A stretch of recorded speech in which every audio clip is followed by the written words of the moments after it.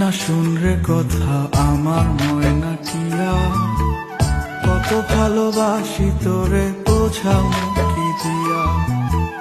তুই তো আমার আন্ধার ঘরের পূর্ণিমারি চাঁদ, তোরে কাছে পাইতে আমার পরে পরাণ খা।